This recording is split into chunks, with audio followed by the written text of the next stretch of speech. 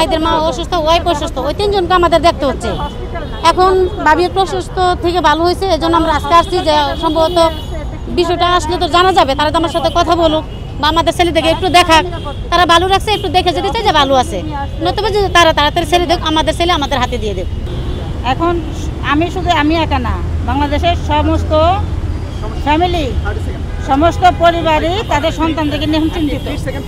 শারীরিক অবস্থা প্রথম তো তাকে নিয়ে এসেছে, আপনারা তো জানেন বিষয়টা, তখন তো অনেক নির্যাতন করছে।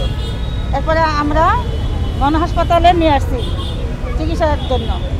এখানে চিকিৎসা 3-4 দিন পরে শুক্রবার এনেছে, এরপরে বেশ কিছুদিন পরে গত শুক্রবার এরা আবার আমার ছেলেকে তুলে নিয়ে গেছে অসুস্থ অবস্থায়। হাসপাতাল কর্তৃপক্ষ ছাড়তে চায়নি, যে অসুস্থ, একে ছাড়া যাবে না, এই জন্য আমরা বাসায় নিতে পারিনি।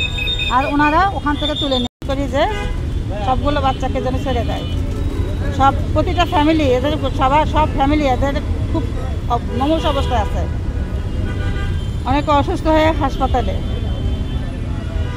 একই তো যেই অবস্থায় ছিল, এখন তো মনে করেন সব বাবা মাই একটা টেনশন আছে যে ছেলে সুস্থ হইলো না, তারা নিয়ে আসছে। আর যদি নিয়ে আসতো ফ্যামিলির সাথে যোগাযোগ করে জানতে পারতো, আর আনার পরে তো মনে করেন আমরা যোগাযোগ করতে পারতাছি না। যদি টিভিতে যতটুকু নিউজ দেখছি ওই ভিত্তি করেই আমরা আছি।